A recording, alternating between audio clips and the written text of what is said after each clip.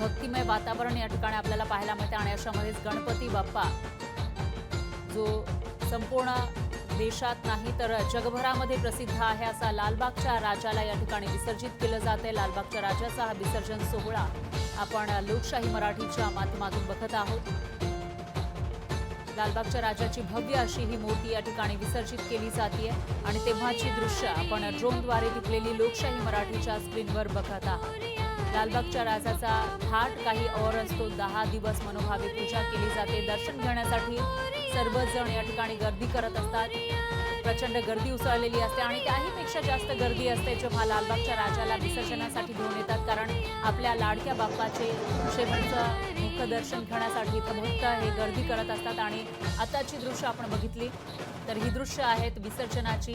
आता या ठिकाणी लालबागच्या राजाची मूर्ती विसर्जित होताना आपल्याला पाहायला मिळते। पायापर्यंत थोड्या वेळापूर्वी ही मूर्ती समुद्रामध्ये गेलेली होती आणि त्यानंतर आता मानेपर्यंत पाणी आलेलं आहे आणि अगदी काहीच वेळामध्ये आपल्याला बाप्पा दिसेनासा होईल। मात्र गणपती बाप्पा आपल्या सगळ्यांच्या मनामध्ये आहे आणि तो पुढच्या वर्षी लवकर येईल असं म्हणत आशावाद बाळगत हे सर्व गणेश भक्त आपल्या लाडक्या बाप्पाला या ठिकाणी निरोप देताना दिसून येत आहेत। भाऊक झालेले आहे काही गणेश भक्त। अशा या भाऊक वातावरणामध्ये बाप्पाचा निरोप या ठिकाणी घेतला जातोय।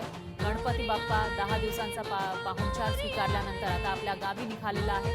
त्यामुळे बाप्पा चालले गावाला, चैन पडे ना आम्हाला असं म्हणत या ठिकाणी सर्वच जे गणेश भक्त आहेत त्यांच्या मनामध्ये घालमेल आपल्याला पाहायला मिळते। त्यांच्या बाप्पा कधी एकदा पुन्हा येणार असा एक सवाल त्यांना सतावताना आपल्याला पाहायला मिळतोय। मात्र पुढच्या वर्षी तू लवकर ये असं म्हणत गणपती बाप्पाला इथं हे सर्व भक्त निरोप घेताना आपल्याला दिसून येत आहेत, निरोप देताना दिसत आहेत। गणपती बाप्पा सर्व भक्तांचा निरोप घेतोय आणि त्यावेळची ही दृश्य आपण लोकशाही मराठीच्या माध्यमातून बघू शकतो। तर काही हार गणपती बाप्पाच्या लालबागच्या राजाच्या गळ्यामध्ये होते तेही या ठिकाणी आपण बघतोय पाण्यावर तरंगताना आणि अगदी काहीच मिनिटांमध्ये लालबागच्या राजाची मूर्ती दिसेनासे होईल। पण एक आशा आहे सर्व भक्तांना, ती म्हणजे बाप्पा आपल्या इथे पुन्हा विराजमान होणार। पुन्हा आपल्याला पुढच्या वर्षी तोच थाट, तोच साज गणपती बाप्पाचं पाहायला मिळणार आणि त्यामुळं आता मोठ्या उत्साहमय वातावरणामध्ये, भक्तिमय वातावरणामध्ये बाप्पाला या ठिकाणी निरोप दिला जातोय। प्रचंड गर्दी आहे। पोलिसांचा मोठा फौजफाटा या ठिकाणी पाहायला मिळतोय। कोळी बांधव हे आपल्या होड्यांसह या ठिकाणी पोहोचलेले आहेत। दरवर्षी कोळी बांधव हे गणपती बाप्पा लालबागच्या राजाला विसर्जित करण्यासाठी होड्या घेऊन खोल समुद्रापर्यंत येत असतात आणि त्या ठिकाणी लालबागच्या राजाचं विसर्जन केलं जातं।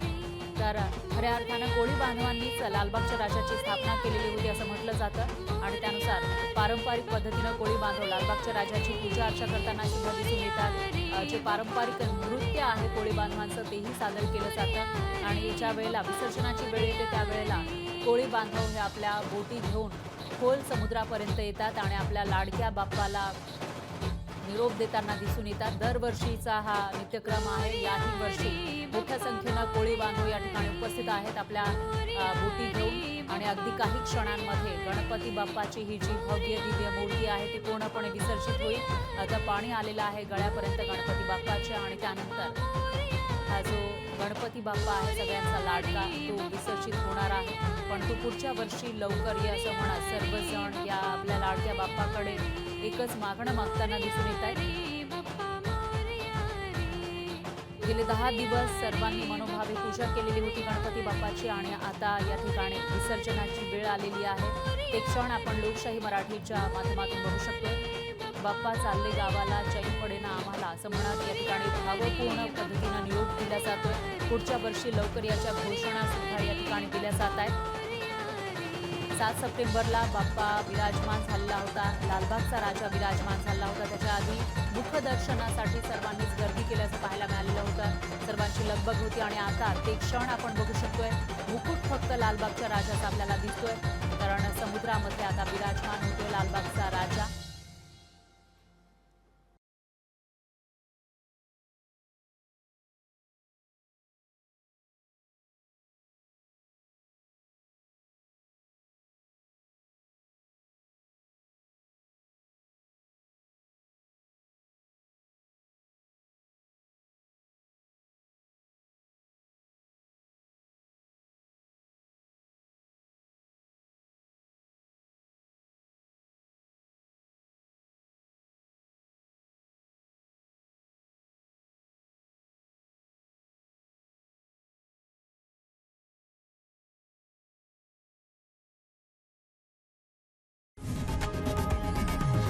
लोकशाही मराठी.